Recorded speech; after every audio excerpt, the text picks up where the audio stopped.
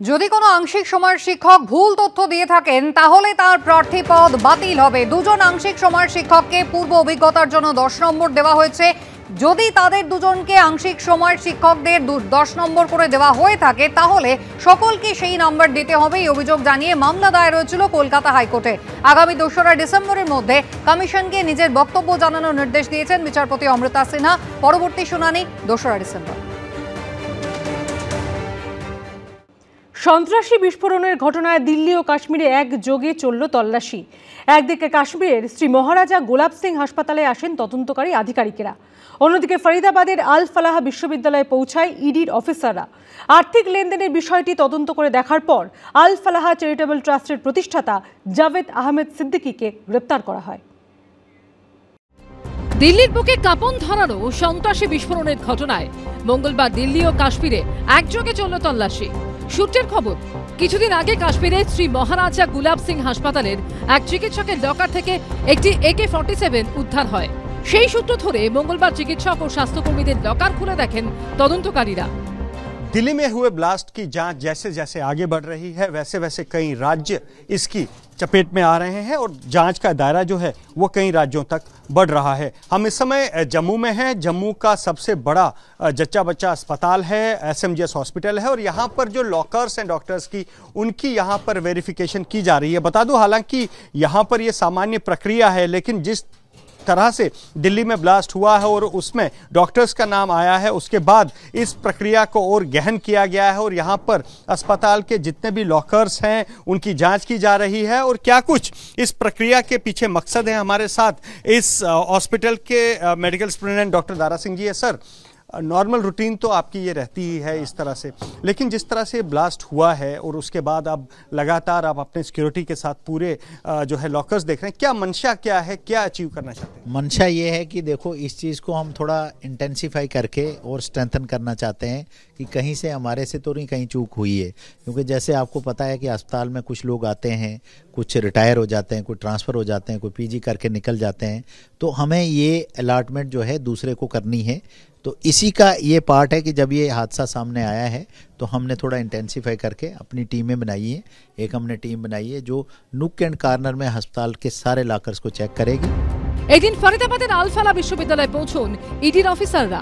সূত্রের খবর, দিল্লি বিস্ফোরণ কাণ্ডে ধৃতদের অ্যাকাউন্টে যে টাকার লেনদেনের তথ্য উঠে এসেছে তারই তদন্তে নেমে এদিন বিশ্ববিদ্যালয়ে আসেন তারা। আর্থিক লেনদেনের বিষয়টি তদন্ত করে দেখার পর আল ফালাহ চ্যারিটেবল ট্রাস্টের প্রতিষ্ঠাতা জাভেদ আহমেদ সিদ্দিকীকে গ্রেপ্তার করা হয়। আল ফালাহ বিশ্ববিদ্যালয়ের পাশাপাশি দিল্লি NCR সংলগ্ন একাধিক জায়গায় চলে কেন্দ্রীয় তদন্তকারী সংস্থার তল্লাশি। অন্যদিকে দিল্লি বিস্ফোরণের তদন্তে নেমে আগেই আবু কাসা, নিসার, হানজুল্লাহ নামে 3 পাক হ্যান্ডলারদের নাম পেয়েছিল তদন্তকারীরা। এবার ধৃত চিকিৎসকদের জিজ্ঞাসাবাদ করে জৈশ-ই মোহাম্মদের আরও এক হ্যান্ডলার ফয়সাল ইশাক ভট্টের হদিশ পেয়েছেন গোয়েন্দারা। সূত্রের খবর, বিস্ফোরক সংগ্রহ থেকে শুরু করে তার প্রস্তুতি, পরীক্ষা ও মডিউল সংক্রান্ত অন্যান্য তথ্য দৈনন্দিন ভিত্তিতে এই হ্যান্ডলারকে দিত উমার। তবে তদন্তকারীদের অনুমান, আসল পরিচয় লুকোতে ছদ্মনাম ব্যবহার করত এই পাক হ্যান্ডলার। পাকিস্তানে থাকা জৈশের নেটওয়ার্ককে স্থানীয় স্তরের বলে দেখানোর চেষ্টা করতেই +966 কোডের নম্বর ব্যবহার করত সে। ABP আনন্দ। প্যালেস্তিনীয় জঙ্গি সংগঠন হামাসের মতো ড্রোন হামলার ছক কষেছিল চিকিৎসক জঙ্গিরা। দিল্লি বিস্ফোরণের ঘটনায় চাঞ্চল্যকর তথ্য উঠে এলো।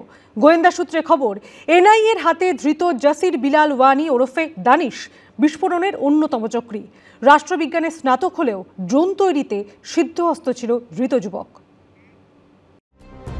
দেখতে ছোট কিন্তু কাজে মারাত্মক, বিপক্ষে প্রাণ নেবার জন্য যথেষ্ট, কিন্তু নিজের ক্ষয়ক্ষতির কোনো সম্ভাবনা নেই। ফরিদাবাদের চিকিৎসক মডিউলের পরিকল্পনা ছিল ভয়ঙ্কর। মেধা বুদ্ধিকে পুরোপুরিভাবে জঙ্গি নাশকতায় লাগিয়েছিল তারা।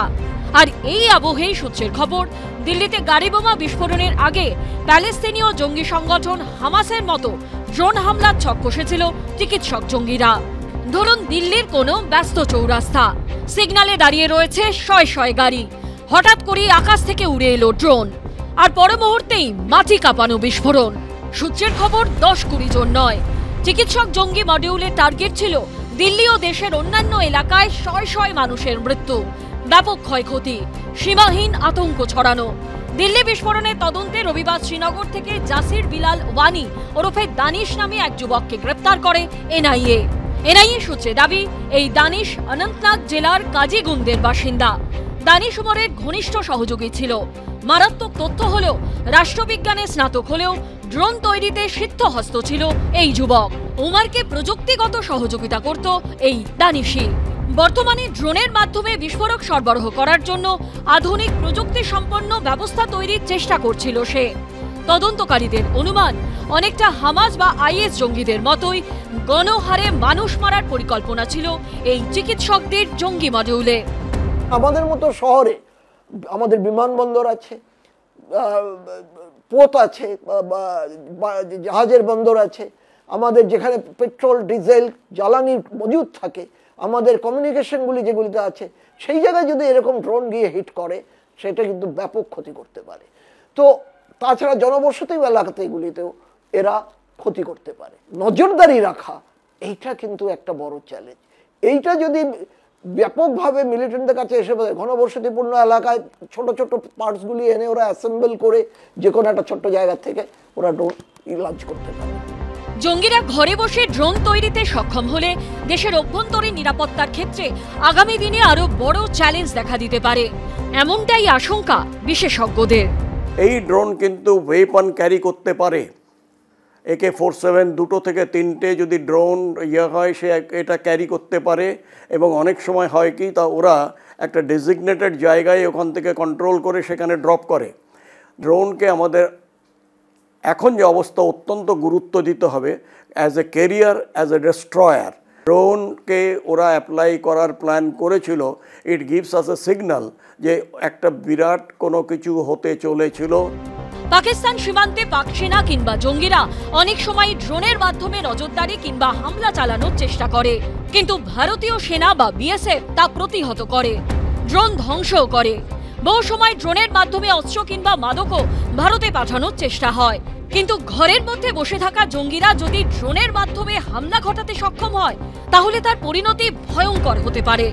হেন্দল দে ও প্রকাশ সিনহার রিপোর্ট, এবিপি আনন্দ। কিভাবে যোগাযোগ রাখত ফরিদাবাদের জঙ্গি চিকিৎসক মডিউলের সদস্যরা? এখানেই উঠে আসছে সেশন ও সিগন্যাল নামে জোড়া অ্যাপের কথা। সূত্রের খবর, দিল্লি বিস্ফোরণ কাণ্ডে ধৃত ডাক্তারদের জেরা করে তদন্তকারীরা জানতে পেরেছেন সিগন্যাল অ্যাপে তৈরি একটি গ্রুপের মাধ্যমে চলত জৈশে মোহাম্মদের ফিদায় মডিউল।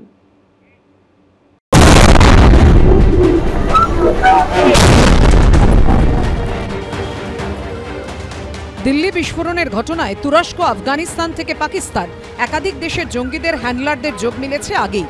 প্রশ্ন উঠেছে, দেশ বিদেশের জঙ্গি সংগঠন এমনকি নিজেদের মধ্যে কিভাবে যোগাযোগ রাখত ফরিদাবাদের জঙ্গি চিকিৎসক মডিউলের সদস্যরা? আর এখানেই উঠে আসছে সেশন ও সিগন্যাল নামে জোড়া অ্যাপের কথা। সূত্রের খবর, দিল্লি বিস্ফোরণ কাণ্ডে ধৃত ডাক্তারদের জেরা করে তদন্তকারীরা জানতে পেরেছেন সিগন্যাল অ্যাপে তৈরি একটি গ্রুপের মাধ্যমে চলত জৈশে মোহাম্মদের ফিদায়ে মডিউল। সেই গ্রুপে যুক্ত ছিল বিস্ফোরণের অন্যতম চক্রী উমার সহ ধৃত চিকিৎসক মুজাম্মেল আহমেদ, আদিল আহমেদ রাথের ও শাহিন শাহিদরা। গ্রুপের অ্যাডমিন ছিল আদিল রাথেরের ভাই ও জঙ্গি মডিউলের মাথা মুজাফফর রাথে, যে এই মুহূর্তে পলাতক। তদন্তকারীরা মনে করছেন এই মডিউলে চিকিৎসক উমারের ভূমিকা ছিল সবচেয়ে গুরুত্বপূর্ণ। এই গ্রুপে বিস্ফোরক কেনা ও সাদা i20 গাড়ি কেনার ব্যাপারে তথ্য দিয়েছিল উমার। অ্যামোনিয়াম নাইট্রেট, ট্রাইঅ্যাসিটন ট্রাইপ্যারক্সাইড সহ অন্যান্য রাসায়নিক সম্পর্কে বিস্তারিত তথ্য এই গ্রুপেই জানাতো উমার। কোন রাসায়নিক কত পরিমাণে কেনা হয়েছে, কোথা থেকে কেনা হয়েছে এবং আগামী প্রস্তুতি কি নেওয়া হবে সেসব ব্যাপারে ক্রমাগত আপডেট দিতেন উমার। ফরেন্সিক তথ্য অনুযায়ী উমারের পরিচয়কে কাজে লাগিয়েই যাবতীয় বিস্ফোরক, টাইমার সহ অন্যান্য যন্ত্রপাতি কেনা হয়েছিল।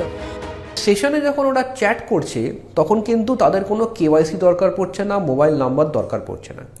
কিন্তু এর থেকেও যেটা ভয়ঙ্কর, আমরা দেখেছি যারা টেররিস্ট তারা কিন্তু এখন এমন কিছু ডিভাইস ব্যবহার করছে যেগুলো দুটো ডিভাইসের মধ্যে ডাইরেক্ট চ্যাট করা যাবে, কিন্তু সেই চ্যাটটার জন্য কোনো ইন্টারনেট কানেকশন লাগবে না, কোনো সিম কার্ড লাগবে না, কোনো টেলিফোনিক কানেকশন লাগবে না। তার মানে এই দুটো ডিভাইসের মধ্যে যে চ্যাটটা হচ্ছে সেটা কিন্তু completely out of the radar. অন্যদিকে গোয়েন্দা সূত্রে দাবি বিস্ফোরক কেনা ও সংরক্ষণের দায়িত্ব ছিল ধৃত চিকিৎসক মুজাম্বিল আহমেদের উপর। বিস্ফোরক ও রাসায়নিক মুজাম্বিলের ভাড়ার ঘরে পাঠানো হলে গ্রুপের সকলকে আশ্বস্ত করতে সেই সংক্রান্ত সমস্ত ছবি গ্রুপে পাঠাতো মুজাম্মিল। ময়ূক ঠাকুর চক্রবর্তীর রিপোর্ট, এবিপি আনন্দ। এবিপি আনন্দ, এগিয়ে থাকে, এগিয়ে রাখে।